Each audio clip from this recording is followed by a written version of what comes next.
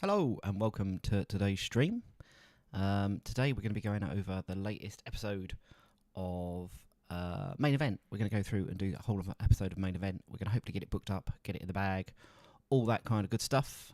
Hey Red Hill, you've decided to join me. Fantastic. I was hoping someone would because I want to talk about TEW IX, TEW9. I'm going to call it TEW9 because I think that sounds weird calling it IX. But yeah, what's your thoughts, Red Hill? I saw about you with possibly not carrying on with your diaries. So I was just wondering if you'd had any more thoughts on that. Are you going to carry on with the WCW stuff you're doing, or once 9 comes out, or not? I'm in and R in. Man, some of the features. I'm going to get nothing done here because I'm going to sit here talking about this. I've been talking to one of my friends. Sorry, excuse me, who plays. Like, I know the Pro Wrestling Simulator does the things with the angles, doesn't it? Hey, Timo as well. Oh, fantastic for you to join us. Loving this. Happy Tuesday. Yeah, I guess, Red Hill, my issue with it is, like, how well do the databases port over? Because, like, historically, it's always been, like, pretty shit. Rubbish. I shouldn't swear. It's been pretty rubbish, and his kind of support, like, Adam's support of it has always been a little bit ropey. So I am slightly concerned how it'll port over, but I would absolutely love it if it did work really well. Because I'd personally like to carry on with this, but, yeah, I don't know. Carrying on in 16, is that weird? Starting in 9, I think will be hard. Yeah, I can see your point with that as well, that I probably won't want to carry on playing 2020, but I just know it will take so long for any half-decent kind of... what's going on here? Get any half-decent kind of databases out. I don't know. It normally takes a little while, and that's what kind of concerns me, I guess, is like, is it or isn't it going to work very well? I'm not sure. We'll wait and see, I guess. But Timmy, what's your thoughts? Have you been having a look? Have you seen all the features and everything that's coming out? Because the new features just seem excellent that they've kind of implemented, and it's like he's actually listening, which is completely not an Adam Ryland thing to do. He is normally very much like, we'll do it my way. I don't give a toss what anyone actually wants, and he likes the game being played in a certain way. So yeah, the external editing's insane. I can't believe he's actually done that, because that is like a completely non-Adam Ryland thing,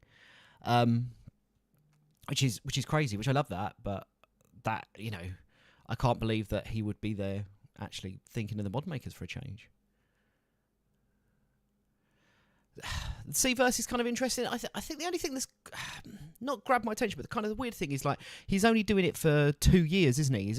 So it's going to start in 2022, isn't it? Rather than a 4-year leap. So I don't know how much he's going to have changed in that. But good Lord, I'm sorry, I'm actually meant to be playing this game.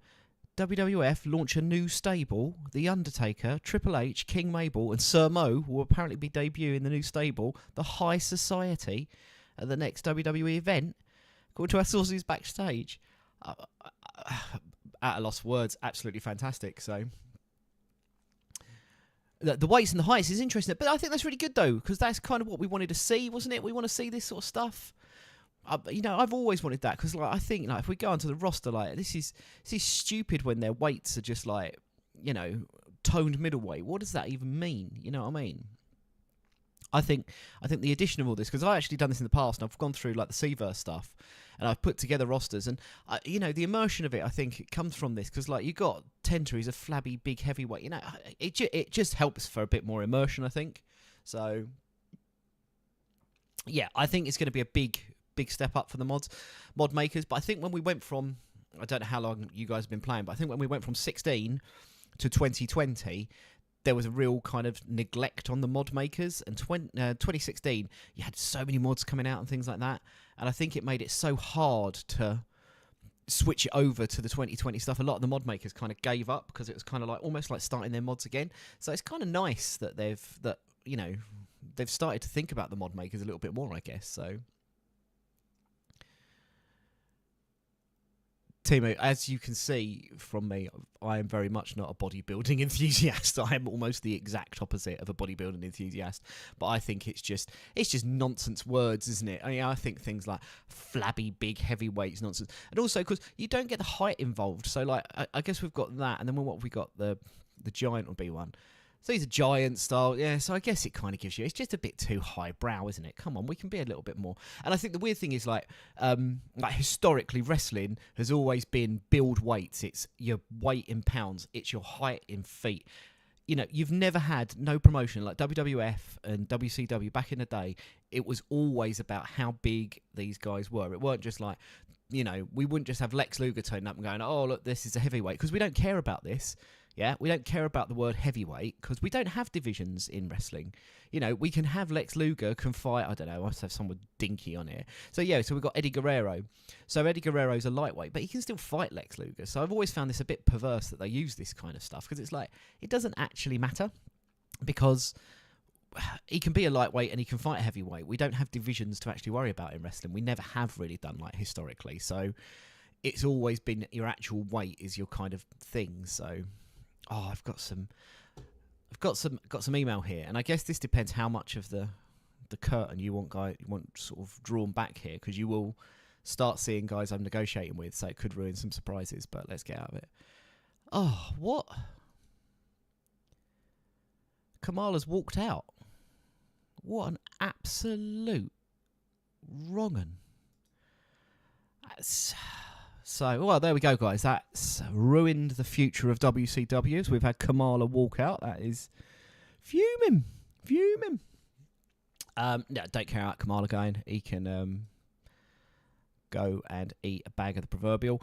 I do have Randy Savage with some pretty bad morale issues, so that has been my worry there, that he'll end up buggering off as well. However, if we look at Randy Savage, I can't even remember where we got, haven't we? Here we go. Randy Savage has periodically been getting cash thrown at him on a weekly basis or a daily basis by me to try and make him happy. He's not very happy because I've basically bought in his ex-wife. So what can you expect? I guess it's deal with it, macho. But let's throw him some more cash and see what happens. He might get happier. So I might give him some time off as well. We've got loads of cash, so I'm not really worried about how much this matters. So boost his morale. So he's angry, but deal with it, macho man. So Timon, what are you looking at? I'm trying to pump out a mod. It's 1993 mod, maybe. No promises. My 1970 mod is a long-term labour of love.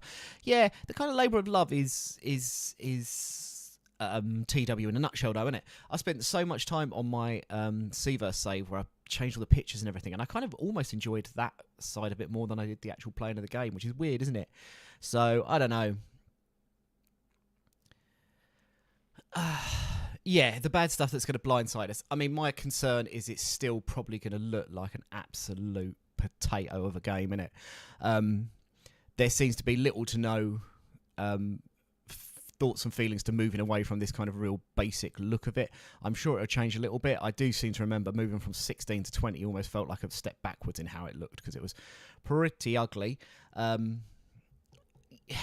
guess so far, have you seen stuff about the morale? It's like the creative team and the morale stuff where you can kind of spend your creative thoughts, points on finishes and all this kind of stuff.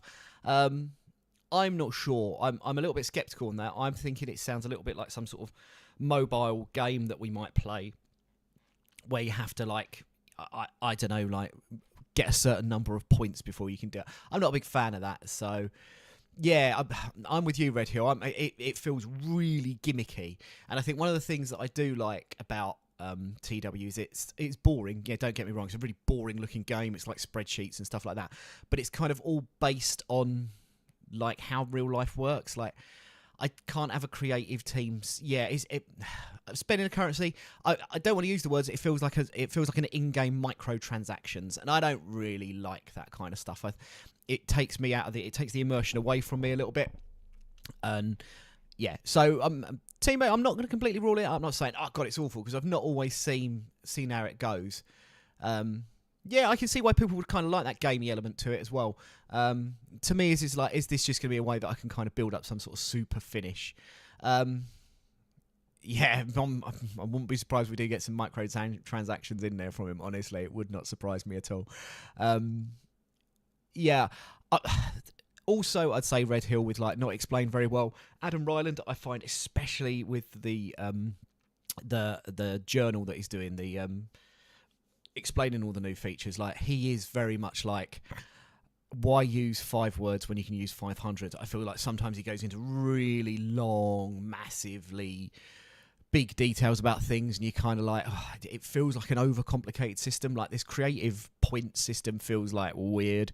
But I've got daughter. She's like 11, and she plays FIFA. She plays FC24, and like that's all built around these kind of microtransactions, building your points and all that sort of stuff. And I don't know. I'm not sure I'm a big fan of that. It's not kind of how wrestling kind of works. Yeah, I mean, historically, what he's done before with the actual announcement of the games is we've had the games announced, and then we've kind of had months and months and years to wait for the games to come through, and there's been a lot of input coming in, and I don't think the games ever kind of end up how he wanted. Whereas this one, we've got a month's notice on it, which is kind of why I think everyone, especially us YouTubers, are kind of going, "Oh Christ, what are we going to do? I don't really understand what's going on." But he has just got this habit of going, yeah, I might stick that in there, but yeah, I might take that out, I might change it. So it's a bit weird, isn't it? So one was signing both tag team members at the same time. I was looking forward to that. Yeah, I find that weird because like he's played a WCW game, and honestly, I've again, I'm going to ruin some spoilers here, but you watch this, guys. So this is you're kind of the hardcore. We don't need to spoil too much for you, and you probably noticed this before. But I brought the Steiner brothers in, so I've got Rick and Scott. It just seems a bit perverse that I would have to negotiate with them separately. Like the Steiner brothers, for example, are just a tag team. Like especially like 1995, the Steiner brothers are a tag team. They wouldn't be making appearances anywhere else on their own. So I always think like signing teams makes more sense. And I also think it helps with you as a player, especially in the C-verse as well, because you get that's what's going to go on.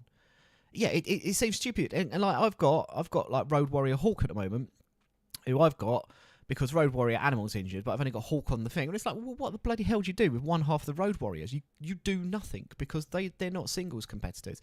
I think there should have been a kind of I think teams like the Steiners and anything that's historically a tag team should sort of come as a bundled package, and maybe it's a talk to worker where we talk about I think you should have a singles run kind of stuff. Yeah, and they are a proper tag team. The Road Warriors are a proper tag team. You're not going to get Hulk in WWF and get Animal in WCW. It wouldn't make any sense. So I think there should be a kind of talk to worker element of that to go, yeah, you should be a tag team. You should go into singles competitor and stuff like that. And I think someone like Road Warrior Hawk should be expecting to get pushed as a tag team rather than that. So, yeah, we're going to get a bit sketchy here, Timo, because I know very, very little about coding and that kind of jazz. All I know is from what I've heard is what he uses from the past is like what the game is built on is very retro, very out of date. And we kind of... he doesn't really use it very, like no one uses it, and I think it's kind of rubbish, so I think it's kind of odd. So also tag teams only must be really nice. Road Warriors are over, but Hawk as a single isn't over. Yeah, 100% team. This is exactly the kind of point I'm making, in the sense that like, and I think as well that like, obviously I've got Road Warrior Hawk, but Road Warrior Hawk should be kind of annoyed that we don't have Animal on the roster. I mean, Animal's got an injury, so he's out for ages anyway, so it kind of screws things up. But that's kind of how tag teams work. Like, Road Warrior Hawk isn't going to get a singles push on his own. Or I think he should kind of... I think there should be more stuff weighted towards what teams are like and what they're... rather than just having the experience, they should have momentum as a team rather than momentum as singles wrestlers. Because, like, if you went to watch a show in 1995 and you had, like, I don't know... the Steiner brothers versus the Road Warriors, happy days. Whereas if you were being offered like Road Warrior Hulk against like Rick Steiner, you'd look at it and go, well, that's crap, So it's a bit weird in that sense. So I think stuff like that could have always been improved. Again, with the coding stuff, I don't really know how it works and how difficult it is. He does talk a lot about we're very limited on what he can do, because he'd have to kind of build a whole new game if he changed it to a different coding thing. I don't really know. All I know is sometimes the quality of life with the game is a little bit questionable, when I still think the game looks worse than stuff you see on like mobiles nowadays. So we should be able to get beyond and above this. Like, I can play outrageously good games on my phone here. I should be able to play something even better on my PC, you know. So it's kind of weird, I guess, in that sense. So right, anyway, let's get rid of Kamala. House show going well. The Tigress, who's that? Oh yeah, I went through. I added a bunch of females to my short list just in case. Bit of a spoiler alert here. So Hunter Hearst Helmsley, what are they offering? Get into a little bit of a bidding war here for Hunter Hearst Helmsley, which is a bit. I don't know. I don't know. I do really want him, but what's that? I find it hard because like WWE are offering, they're offering 45 grand for 2 years, 10% per event, and a signing bonus of 35. I mean, I'm literally offering far, far beyond that, and I still don't think he's enjoying it. I'd accept these terms, so yeah, I will offer it again and see what happens. And I've just got into a bit of a killer bidding war with WWF on him because I've got some ideas. I know I said I wouldn't sign loads of like obvious future superstars, but Triple H I kind of took a little bit of a different approach on, because he's gone to like world class wrestling and he's also got ECW. Like, what the hell? So I'm thinking he's fair game, and they're not really doing much with him in WWF. I don't think. Yeah, he's like wrestling with men on a mission. Have a word with yourself, Vince. What sort of booking is that? Make me look like a hero. Steven Regal gone from New Japan. That is really good news for me. And the ability to control the tendencies, another income. Yeah, so Timo, that's today's entry, isn't it? About the kind of eras stuff, where you won't have like contracts offers and other stuff like here. Like, you can kind of game the system by setting up like online, you know, your own TV channel and all this sort of stuff. Is obviously going back for mods from years gone by, isn't it? So, yeah, I think they're really good stuff, because it's actually taking into account that we're not just taking a snapshot of 2022. We can go back in the future. And did you see? Oh my gosh. He was talking about one that the beta testers are looking at. We can look at historical stuff. Oh, man, you look at that, Red Hill. Straight with the historical stuff. It's pretty good. That you can go back to any date in the calendar in the past, and it will show you what your roster looked like, or what the roster for that company looked like on that day. I think that, as a boring man who loves stats and things like that, I will be looking at that endlessly. I think that looks absolutely fantastic. I mean, I'm not really sure if it serves any real purpose, but I absolutely bloody love it. So Nitro doing well. House show, right? Let's try and get this booked, because I want to do my main sense. Yeah, the on this day feature just seems absolutely outrageous, doesn't it? So very, very impressed with that. And I don't really know why, because it's like, you know, it's nothing that exciting, is it? But absolutely loving this. So right, we've got main event here. So let's get this one really quickly booked. So what I really want to do is I want to get Brian Pillman in this one. The Renegade. Chris Benoit, who's going to be off screen. Kimona's going to be there as well. And Gene Oakland. Sorry, guys, I'm just going on about that. Oh, God, the this is... yeah. So, yeah, Timo, honestly, Timo, the angle stuff, I'll cover that in a second, because that's ultra exciting. But the real calendar stuff, Red Hill, I'm like, man, I know he's gone on for years about how difficult that is to implement. And, like, I don't do coding or anything like that. I can barely get through with streaming on YouTube. So I'm a bit of a dunce with these kind of things. But, oh, my God, like, how difficult is it to have, like, a proper bloody calendar? But then all of the kind of stuff, I thought what was interesting was talking about how you can kind of set events to have a certain date, so they won't drift, and I kind of get that, although I thought in the actual the journal for it was very, very long-winded to explain something that was quite simple. So the angle stuff, wow, really interesting. I've heard that's what you get on Pro Wrestling Simulator, isn't it, where essentially you can break an angle down into smaller segments. Now, for me, I was tempted to play Pro Wrestling Simulator just before that element, because I find these angles here very limited, in the sense that I've got some ideas for a pay-per-view coming up where a few things are going to happen, but for example, some of the lesser known people are only going to be on screen in my mind for 2 minutes of it, but I don't want to have to break it down into like 4 different segments that sort of says, for example, it's going to involve the Zodiac and Hulk Hogan. Well, the Zodiac and Hulk Hogan are not going to be on screen for this whole 10-15 minutes of what I expect to happen. The Zodiac is going to be involved for 2 minutes of that, but then it kind of drags the angles down, doesn't it, when you've got all of these people in there? Whereas from what I'm understanding, the game kind of reads it a little bit better with what's going on, so that we understand, okay, the Zodiac's on screen for 1.5 minutes, so he's not a big part of it. So yeah, I think that's a massive thing, and I believe we're getting rid of all of these kind of stuff as well. I'm not really sure how many people use these kind of pre-built ones, and also he's done it so you can change the text that comes up as well, isn't it, for kind of YouTubers, which I think is really good. I think that's really useful stuff, and I think in some ways the angle stuff has needed that overhaul for some time, because I don't think it works quite as well as it needs to, and especially with just the way people want to play it. It's a kind of sandbox game, but you want to have that bit of control over it, and I feel like sometimes we're all, I guess almost all of us are sitting in here doing this freestyle angle because it's the easiest way of doing things, and like you put your segment name in with all of this kind of crud, and it's a bit, I think it takes the immersion out a little bit sometimes, doesn't it?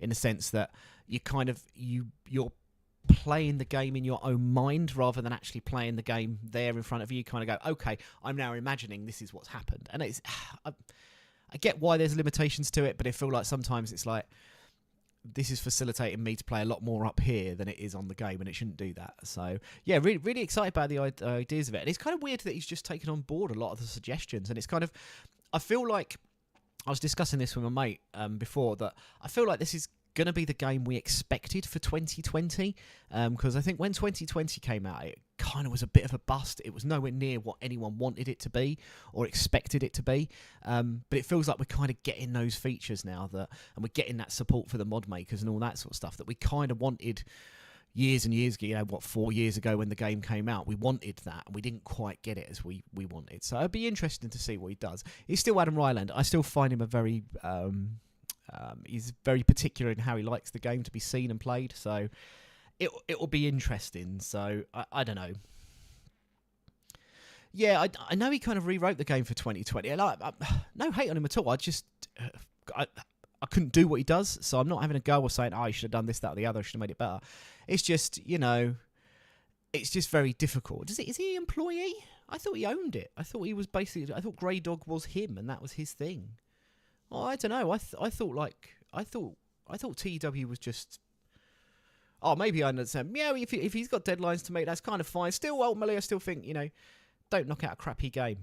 Not a crappy game. It's not a crappy game. Sorry, that's the wrong words. Don't just knock out anything for the sake of it. So, I guess so. It's a fairly independent though, like setup, isn't it? Oh, fair play. Shows you what I know. I'm not being rude. I don't care who owns it or how they want to run it. I just feel like sometimes that Adam Ryland is just a bit prickly with how he deals with things and doesn't like certain things because he doesn't like how some people play the game and stuff. And I just think sometimes it's a bit difficult with how he deals with things. He could just be a bit more personable. That's just my opinion. I don't know.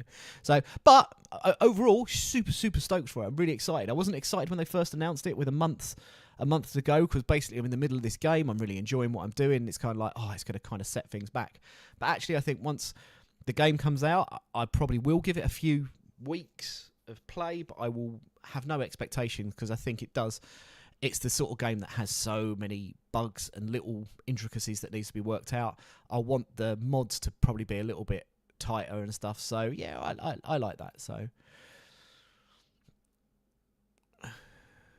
Red Hill, the game's come at completely the wrong time for me. I've spent months and months planning my YouTube channel to have it come out, and then it's just completely blown out any of the plans I've got in the water now. So it's ridiculous. Team, what I would say is, and I am both a wrestling fan and a wrestling gaming fan, like the absolute pits of the internet is wrestling fans and wrestling video game fans. So I can see why he does get a little bit angry about it. So I think Adam has an idea of how he likes the game to be played and how features how he wants them to be used. And I think when people start deviating away from that is when he gets a little bit not awkward, but like I think sometimes like it's his baby, and I think he likes to protect that. And I think especially when he's got an idea and people circumnavigate that idea and play it in a way that he doesn't really like, that's when he starts getting a little bit annoyed about it. But you know,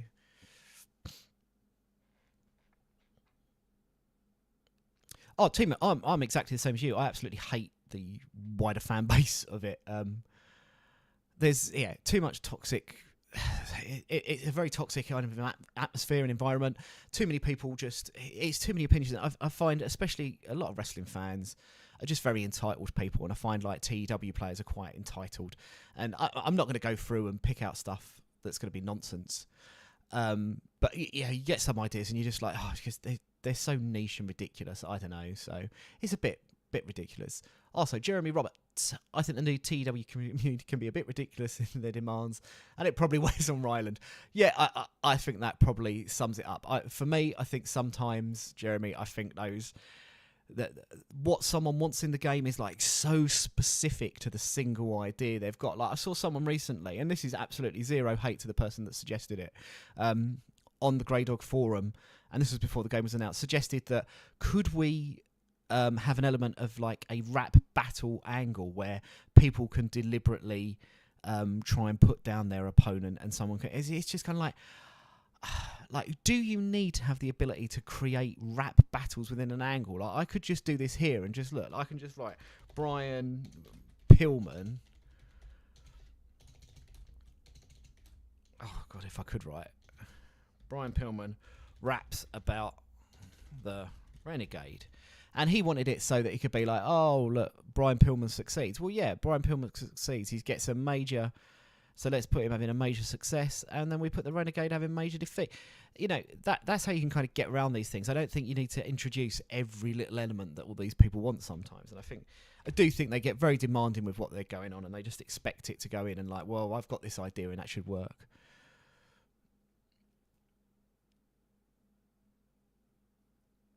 Oh, Timo, don't tell. How is yours the rap battle idea? Come on, right? Explain it to me, because it's absolute madness, mate. It makes no sense. Like you don't need to. You're just overthinking the game. A sink or swim AEW style promo. So not an actual rap. Like, because I read it, it's like, why do we need rap battles in this game? Like, but yeah, like a sink or swim promo. Yeah, I don't know. I don't know. I think sometimes there should be an element. I think there should be some sort of element of like, if I was to stick Ric Flair in a promo with the Renegade, like, does he match up to it, or does he fall down? You know, like I don't know. I guess we get into really difficult stuff where it's like we're kind of comparing these people, and how do we get that element of the game to work as a kind of as a realistic one? I'm not sure. I've got to put Paul Waldorf everywhere. Let me start booking things while I'm doing it and talking too much.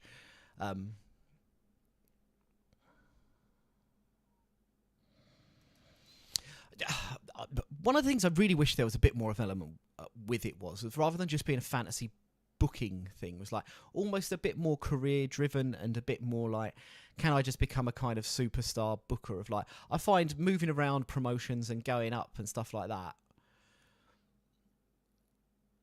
Yeah, okay. You've explained this marginally better. I'm still thinking rap battles going in.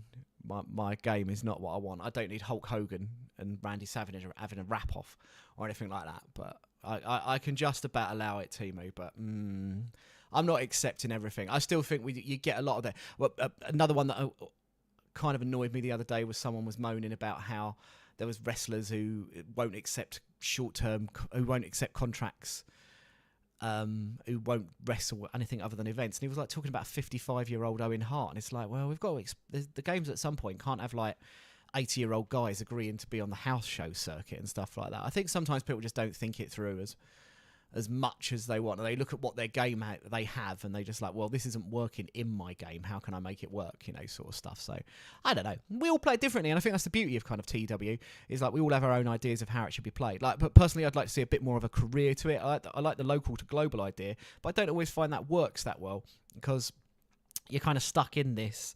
Road to Glory is a good one. I quite like that, where you're trying to take your own wrestler up. But I always feel like the career element's a bit rubbish.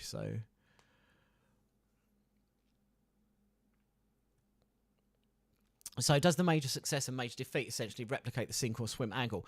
So I guess, sticking up for Timo here, I guess that's us deciding who has the major success and the major failure. So I guess Timo, taking your idea, yeah. So I was going to say, taking your idea, you kind of want it to be more random. So if John Cena and Batista have a promo battle, we get to decide what happens. Because I guess as a booker, it's a kind of storyline idea of who's doing well. I've always found this a bit weird anyway, because I don't think you ever really want anyone to have a major defeat in a storyline, unless we're kind of burying them, which I find a bit weird. Yeah, I think that's the correct word there, isn't it, Timo? The organic idea. Because if we have if we're not a rap battle, if we have a promo off, someone is going to come out of it looking better. But think back to when we had John Cena and The Rock, and The Rock's got all his promos written on his hand, and it looked a bit rubbish. And then you had, obviously, Cena was running rings around him on the mic and stuff. And we've had things like that when we had we've had CM Punk doing similar and stuff. So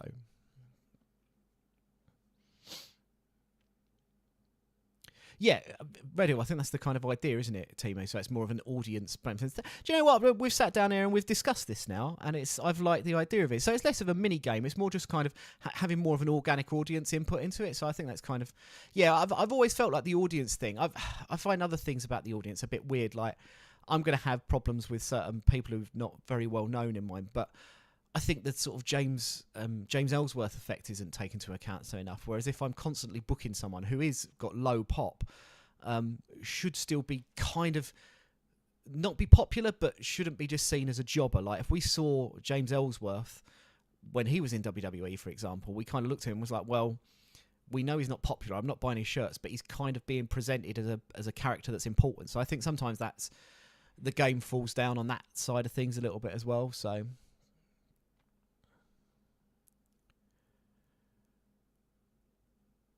I always thought the audience should do more anyway. React to people holding the belt when they're champions.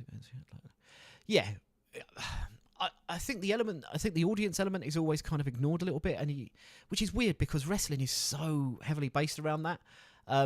Yeah, Vince used the fans' reaction to decide, and we've seen that sort of stuff in the past. Whereas I think on this game, the kind of we're all expected to book like Vince McMahon, where you'll love what I tell you to love, God damn it, and that's it. And I'm not always sure that's the how I think wrestling. Me as a booker personally, I would look at what's the fans saying, where do the fans want this to go, and what can we do there. Oh yeah, team. Do you know what? You have genuinely explained it better to me now, and I kind of like the idea better than I did. And I prefer the idea of let's see what the audience reaction is to something, rather than I thought the first thing was we're just having rap battles in the middle of the game. And I don't need my 1995 save having Brian Pillman rapping about the Renegade in a minute. So Brian Pillman is interviewed. Let's get some booking done, because I'm chatting too much here, aren't I? I'm meant to be booking things and not doing anything. By Gene Okerlund. And asks, why didn't he get a title shot at... We're not going to have enough time for that. Dun dun dun. So right, let's have Pillman doing that. We'll book that segment. I'm going to give Brian Pillman a match as well, because I like Brian Pillman, and Brian Pillman's getting a bit of a push. So, yeah, I think the problems, we should just all get together one day and just chat TEW. Do you know what? We'd sit and just talk the same sort of nonsense over and over around the circles about what we want to happen. I think a TEW podcast, actually, I've done loads of podcasts in my time, far too many, more than I needed to do. I've always considered, should I do a TEW one? But like podcasts are pretty niche. I think a TEW one would be so niche, would it? Wouldn't it just be just too much of a nicheness to kind of work? I don't know. Do you know what? We've been talking about Road Warrior Hulk, and I don't really like him, so we're going to have him wrestle Brian Pillman. I think I do like the idea of just chatting about it. I find the Grey Dogs software forum a little bit just up its own backside a little bit too much sometimes. I feel like some people on there are a little bit precious about it, and it's just very blinkered with what people are doing. And I think everyone plays the game in such a unique way. Sometimes it's like, oh, like, It's just not for me sometimes, I guess. So, do you know what? We'll have Road Warrior. They fought before, actually. They haven't. I thought they had. So we'll have Pillman beating Road Warrior Hulk there. I really need the Renegade to wrestle someone as well. Got to keep pushing the Renegade and giving him the Goldberg treatment here, so he can defend his title. So his pop's gone through the roof, by the way, for anyone there. So I think there's a lot to be discussed for TW 2020, TWIX, TW9. I think it's going to be interesting to see just how it works and how enjoyable people find it, if that makes sense. I think a lot of people have got very, very high hopes for it, so it'll be interesting to see how it's received when it first turns up. So I'm hoping it does well, because I've got every belief that it should be a good game. From the actual journal so far, it seems pretty decent, doesn't it? So who knows? Right, who we got? Bobby Eaton. I can't think it's Bobby Eaton. He's got a popularity of 70 in the Southeast. Jesus. Wasn't expecting that. Bunkhouse Buck's my tag champ. I don't really want him to lose. Let's put Robbie Brookside in there. Have they wrestled before? Oh, they have done, and they've had a terrible match. It's not surprising, is it? Do you think there'd be many listeners for a TEW podcast? Just get Adam Ryland on there just to shout and moan at everyone and tell them their ideas are wrong. So that's really bitchy. There's no need for that. Who can we feed to him? I don't want the Zodiac because he's going to be involved in something half decent. So Sabu. Oh, I don't really have anyone for him to. Do you know what? Let's go mad. Let's just have a face versus face match. Who better than Canyon? Chris Canyon, because he can wrestle, can't he? So let's do that. We'll have the television title on the line, and we'll have who better than Canyon to lose to the Renegade. Oh, no thank you.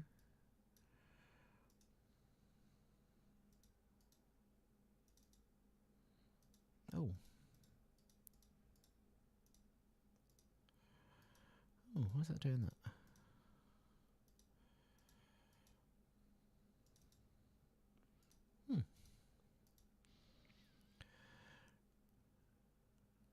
Yeah, I'm thinking that. I don't think you're wrong there, Jeremy. What I would like, the match rating's gonna be terrible because it's the Renegade anyway. I'm tempted just to stick him in the ring with Chris Canyon just because. I'll tell you for why. There is a reason. I have got a decent Destiny role for the Renegade, and he's meant to be quite decent. So at least Chris Canyon can actually wrestle. If I put him in here with any of these other mugs that I've got down here, any of the Nasty Boys and that, they're not quite good enough. So it's a B show. We're not too worried about the ratings being massively high. I think they'll be reasonably terrible. But why is this? Right. Fingers and thumbs today, aren't I? So we'll have the Renegade rating. Jeremy, I agree with you. I would, if I was, we'll drop that down a couple of minutes. If I was to guess, I reckon I'll get a rating in the maybe 30s if I'm lucky. But we've got to keep pushing Renegade. His in-ring skills are all right. He's meant to become a superstar for me, so I'm going to keep pushing him. I'm going to keep going for it until he one day does something half decent. So, and for some weird reason, like WCW main event has become his place to get booked. So we've got our up and coming War Games. He will be wrestling Chris Benoit. So we'll see how he gets on with that one. So that should be interesting. Let's stick a tag match in as well. I don't want the American males. I keep using those. So let's have someone else win. Let's have Harlem Heat. Who can they fight? James Boys. They're pretty terrible though. Let's get a face team in there for them to. Should we just have them beat the Nasty Boys? That's quite a big team, isn't it, though, the Nasty Boys? Can't have that on a random episode of main event. I've got Justin Thunder Liger. I'm having him wrestle Ric Flair as well, so that'll be good for old Jushin. So let's stick together a random team of Mongo and Alex Wright. That'll give Alex Wright a bit of a push. I like using I like using the B show as a place to kind of muck about with these things, so we get in there. So, has there anyone got any other ideas of what they would have liked to, or what they want to see in TEW 9? Like, have they got any ideas? Like, Jeremy, if you've only recently been playing, what do you think would work well or not so well? Is there anything you think should be added to it? Because we've all gone through there. We've gone through and we've found out that Timo isn't as mad as we first thought, and actually his idea was really good.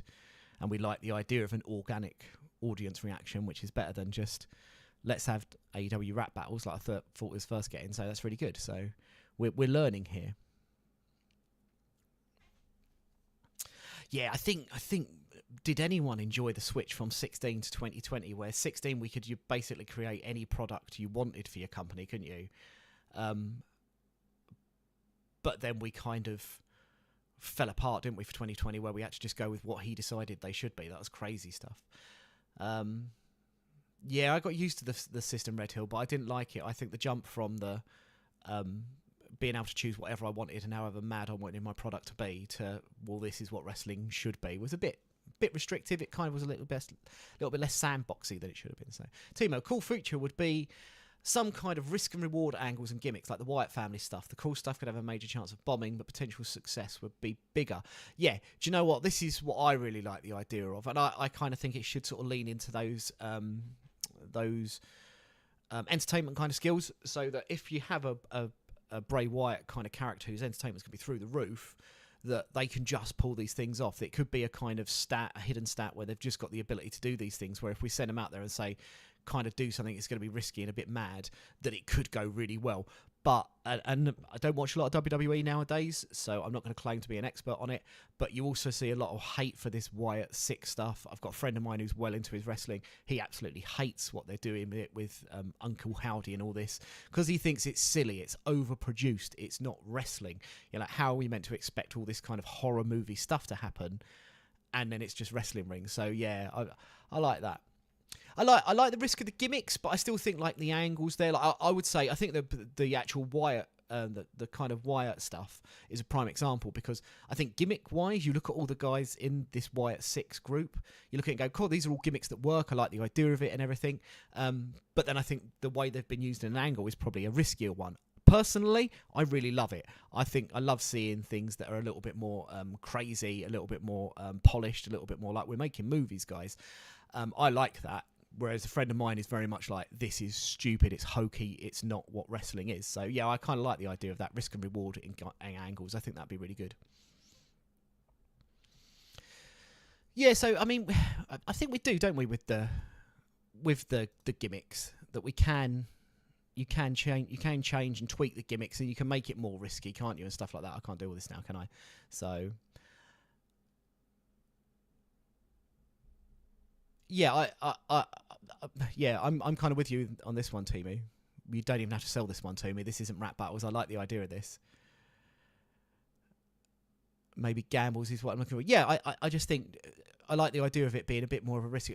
And I would say that it's not the sort of thing you can do all the time. I think if you put like majorly risky angles out there all the time that were kind of a little bit high concept, that people would get bored of that. So you can only use it every now and then. But, you know, like... You know, I guess, like, you know, a good example from the Attitude Era would be Steve Austin, wouldn't it? And with the beer truck, because he absolutely hated the idea of doing the beer truck. He thought it was their way of trying to make him look like a complete idiot, and they wanted him to look stupid, and he didn't want to do it because he thought it'd completely harm his Steve Austin brand. Whereas, like, obviously the beer truck, it's one of the most iconic moments. So I think we're talking more in that way as a kind of gamble, aren't we? Whereas...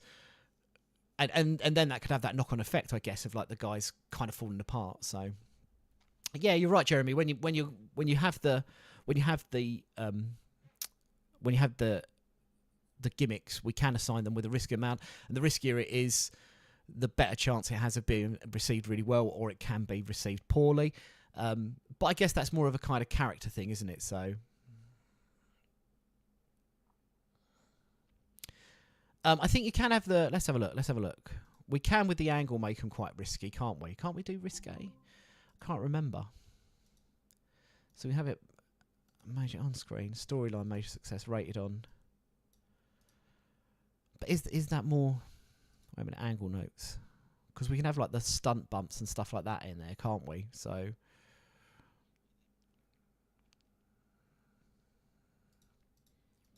No, look, we can do cameo appearance. Do you know, I genuinely didn't even know I could do cameo appearances here, so I'm going to actually use that. Isn't this good? I've learned something new from just clicking around randomly, having played this game for 4 years, and I still don't even know what I'm doing. Awesome. Oh, okay, let's go to a mangle one in here then. Oh, it does, doesn't it? So if we go into one of these, let's create my own. Oh, I haven't done this for ages. Angle writer. Risk, here we go. Yeah, so we can have a medium, a high, or a low risk. Oh, Timo, you're like an expert on this game. I'm literally sitting here playing it, clicking around, and you're still remembering things that I can't even remember. I hate the angle creator. The angle creator is absolutely perfect for people who make YouTube channels who can put in their own commentary and stuff like this, but oh my lord, is it a cumbersome thing to use. It takes absolutely donkeys, and you have to set up what they're all going to be rated on straight away, and oh my god. This should be a YouTuber's dream, and it's an absolute poxy nightmare most of the time, so that's not... Sorry, that is me just getting unnecessarily angry. Right, we've got Jushin Thunder Liger, who's going to be rated on bugger all, and we're going to have Ric Flair, who can be rated on, I don't know, overness. So my idea was more so gambling angles and gimmicks. Simulate my idea was extremely horrible, extremely good. Yeah. Yeah, I think so. Do you know, let's use, as we're playing it, like the Undertaker, Kane, White 6, or, and I would say the Undertaker debut, Kane debut, and White 6, personally, for me, fantastic. What about, there would be other times in the past, wouldn't there, where you've got poorly received stuff, so that kind of risk is, what's the one in WCW? Oh, I've forgotten his name. Who's the one who had the Stormtrooper's helmet?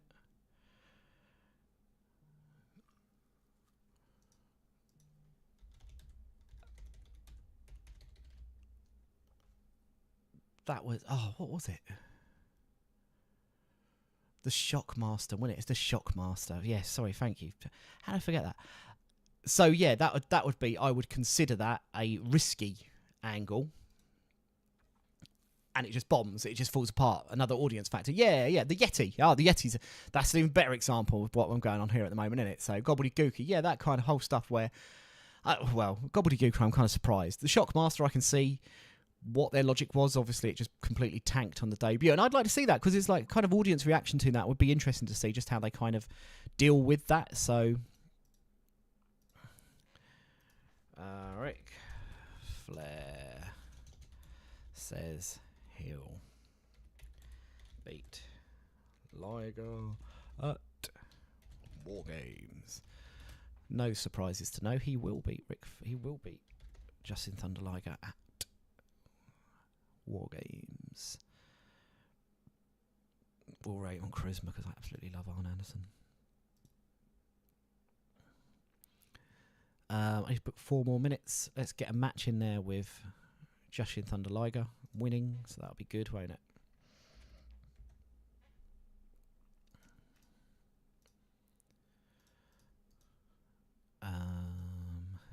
Who can he beat? Oh, he's pretty poorly rated himself, so...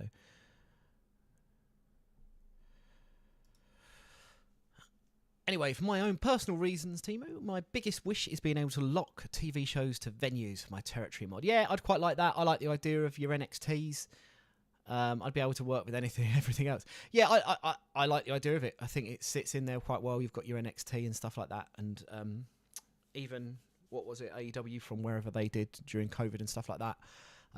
Yeah, I think that makes sense. It's a weird thing that's never been there because you get certain places that are going to be not stuck to, just the same venue all the time. So why not? Yeah.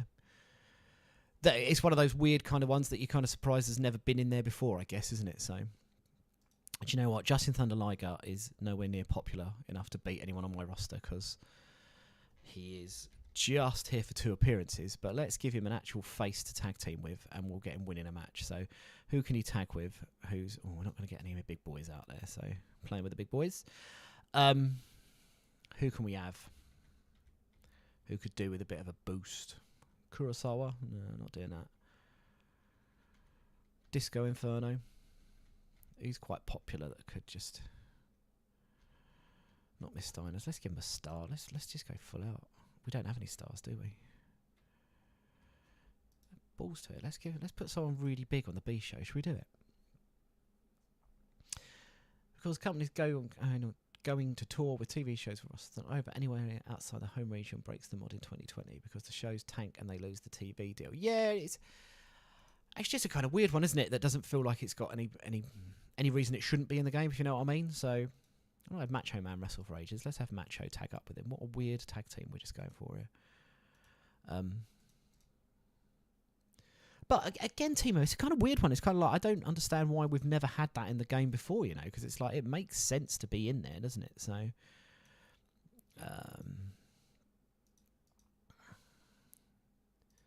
I am turning, Eddie Guerrero's turning face, so let's stick him in there with Dean Malenko. No, we'll have Scott Norton in there, because I don't want Dean Malenko losing. But we'll stick Macho Man out there. And we'll have Randy Savage winning that one. That is without doubt going to be our main event, isn't it?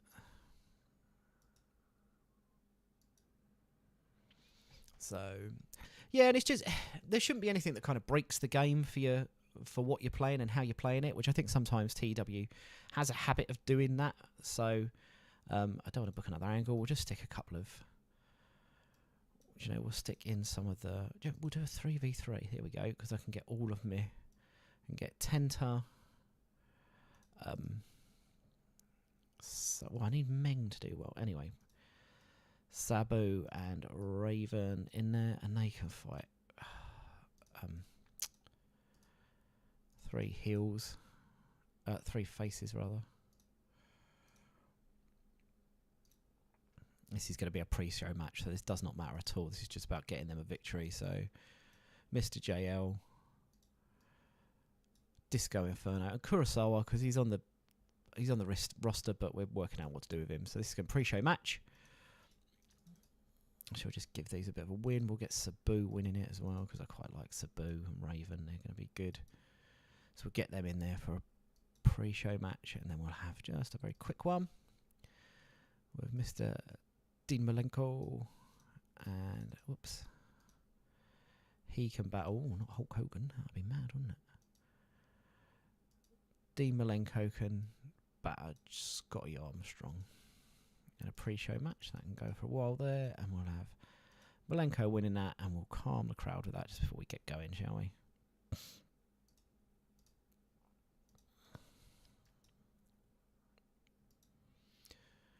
Right, so this is WCW main event. This is our last event before we go into the War Games Full Brawl. So I'm going to go through. We're going to do the results here. We've got our main event of Jushin Thunder Liger and Savage against Norton and Guerrero. Pillman getting interviewed. We've got Road Warrior against Pillman. The Renegade versus Canyon. Mongo and Alex Wright versus Harlem Heat. And Ric Flair talking about Jushin Thunder Liger. And then we've got a couple of pre-show matches. So let's go ahead. Let's book this, because I've rattled through this. I feel it's going to tank because I've spent more time talking about the game and talking about TW9 than I have actually booking this. So let's have a go through this one. So start it off. So our first match, we have all the boys from the Dungeon of Doom defeating Mr. JL, Disco Inferno and Kurosawa. It's a decent match. That's kind of all right. They beat him in 12 minutes and 3 seconds with the Arabian Facebuster for a segment rating of 44. That's not too bad. Not so worried about Kurosawa, Disco Inferno and Mr. JL, but Raven with a 54, Sabu 59 and John Tenta with a 52. Confusingly, Colonel Kurosawa and Colonel Parker on different sides of the face heel divide. Yeah, no, Kurosawa's got to turn heel at some point, so we need to sort that out. But we'll get that sorted in the end for this one. Kevin Sullivan there, yeah, kind of happy with that. Disco Inferno sustained a sleepy head in this match. That age-old wrestling injury of a sleepy head, so that's kind of good. I like that. We've got Scott Armstrong and Dean Malenko with a 65. Wow. Malenko with a 77 and Scott Armstrong with a 41, and Dean Malenko winning that one, so that's really good. Malenko, I want to give a little bit of a push, so we're going to kind of give him a few wins and get him up the card. We open the show. This is going to actually, the lack of anything interesting. I completely cocked this up. Ric Flair looked fantastic. Flair with the groundswell of support. They're going to wrestle each other. It's a segment rate of 58. I probably booked Flair on overness, didn't I? That's my fault. Anyway, not too worried about that. Mongo and Alex Wright against Harlem Heat, with Harlem Heat winning in 12 minutes and 14 seconds when Stevie Ray pinned Alex Wright for a 48. I thought it went a little bit higher than that. Mongo was really off his game, which doesn't help anyone. Booker T and Stevie Ray are doing well as a tag team, so that's really good now. And Sensuous Seri doing well with Booker T really well. Booker there with a 58, so there's probably a little bit of our future superstar there who could possibly do something, so we're quite excited by that. Oh my Christ. And about that didn't have much heat and terrible wrestling. We have the Renegade with a 40 and Canyon with a 41. The crowd didn't like it being jobbers. The crowd called the crowd a little bit. A 31 segment rating is absolutely diabolical. He is dragging that world title into the television title into the toilet. So Renegade still with a 41. Canyon's all right. We're still hoping Renegade can get a few wins. We'll get him on a few big shows, and we'll hopefully make him a bit more exciting. But that 31 is bloody awful. So, in about the great heat and good wrestling, Pillman beats Road Warrior Hawk for a 59. The unimportant guys, Red Hill, is one thing that I really don't like. Is like, if I'm presenting someone on TV all the time, I think, okay, they don't have to be popular, i.e. they don't need to be like selling shirts or seen as popular. But the Renegade, for example, I've booked on every show to win. I've booked him even on Nitro and stuff like that. So he wouldn't be popular, but you're not an unknown, you're not a jobber. This isn't like the Brooklyn Brawler turning up or something like this. He's actually someone. So, I mean, if that goes an unknown, but I want them to be presented as a big deal. Yeah, I totally agree. And I also think things like, TEW, it'd be very difficult to do things like a Kane debut in the way that he did, because you wouldn't be able to build up that level of heat that he needs to suddenly appear. He would have been, a 37 rating jobber, maybe. Yeah, and I think we should be able to mark people as jobbers, and I think you should need to have jobbers, because wrestling is about having jobbers, but kind of guys that are being booked to lose all the time. I've got Mr. JLs and things like that. I think there should be a kind of almost a short-term pop that says, okay, this guy's being forced down my throat in a respect, but that makes him at least recognisable, because the Renegades appeared enough on WCW television in this game for me that people wouldn't be turning around going, well, that's ridiculous, he's a jobber. Because he's not. He's also a world champion, which, it's only the TV title, but certain intricacies. And I think the problem is people could use it and kind of game the system a little bit. But I think a lot of people would probably want to use it in the right way, because it's very difficult to make those really big impact debuts in the same way that we've seen in real life by having jobbers, so... Not great. Road Warrior Hawk and Brian Pillman have great chemistry. Well, there we go. So, how on earth they got a segment rating of 59 in a match with a 63 and a 71? But, we move. The lack of anything interesting. I forgot to put all these in, haven't I? So, rubbish. Basically, Pillman's really annoyed that he didn't get a title shot at this. I didn't finish this one off because I put Kimona on screen and I put Renegade off screen. I've completely ballsed this. This is why I spend more time booking, less time chatting, isn't it, lads? Otherwise, if I just chat, I just get, this is ridiculous. Adam Bomb was always a star. Red Hill, absolute hero. He was one of my favourites as a kid, so I'll hear no bad words against him there. So, decent match. Jushin Thunder Liger and Randy Savage don't work well as a tag team. That's a shame. But Savage and Liger beating Scott Norton and Eddie Guerrero for a 62. Savage with a groundswell of support. But yeah, no, not too bad. Savage in ring, I'd have expected better than a 66. But I suppose that's being dragged down by their poor chemistry. But hey ho. So yeah, absolutely terrible show there. I've spent far too much time chatting rather than booking, which wasn't the best plan, was it? But you know what? We've got through that now, and this now puts me on the road to War Games, doesn't it? Full Brawl. So what are we? We're 2 days away from Full Brawl, which is going to be pretty big. Well, Savage, is he still angry with me? Why didn't he get be a mid-carder and get happy he got these wins? So yeah, so there we go. Not the best main event there. That was pretty poor. I think, actually, is that going to be our worst show ever? No, it's a 59, so it's not our worst show ever. So yeah, there you go. Not the worst I've ever booked, so that's kind of good. What have we got here? Disco Inferno with his sleepy head is injured. Not overly worried about Disco Inferno there. He's got a sleepy head. Let's have a look. Is that going to keep him out? He's out for 3 days. He's working through it. He's a superstar. He's our Glenn Gilbert. I hate Disco Inferno in real life. He's such an idiot. So not a big loss there. So yeah, excellent stuff there, guys. I've really enjoyed the chat way more than my booking, because my booking I've completely tanked, haven't I, by just getting completely distracted by talking about TEW9. But we are now on the road to Full Brawl, where I will be booking some pretty big stuff. We've got the War Games with Hogan and the Dungeon of Doom. Got some really good stuff coming up with there. I think this will probably be it now, as I'm going to have to go into booking that. And I can't do that talking to you guys, because I'll completely bust it. So what am I going to do when you get hundreds of viewers? Oh, do you know what? I've got 5 viewers at the moment, which is significantly more than I ever imagined I would. So I'm so grateful for what's going on here. I love responding to the comments. This is more the fun. I love the whole the idea of the comments here has been much more entertaining than the actual booking and playing for me. I love being able to get involved with people, and that everyone's come up with such great ideas and for the actual game. It's just so much more interesting. And I have so few people in like real life that I can talk to about TEW, because it's severely geeky, and it's nice to find a place where we can chat about it. And it's nice because, you know, I find people that do play it have a lot of passion for it and have got a lot of ideas for it. No one really plays TEW like casually. Everyone plays it to like quite a geeky level that I do, and I like that. I like talking to people like that. So we get to enjoy each other's geeky company. It's great. So that's what we're here for, and it's all that. Red Hill, do you know what?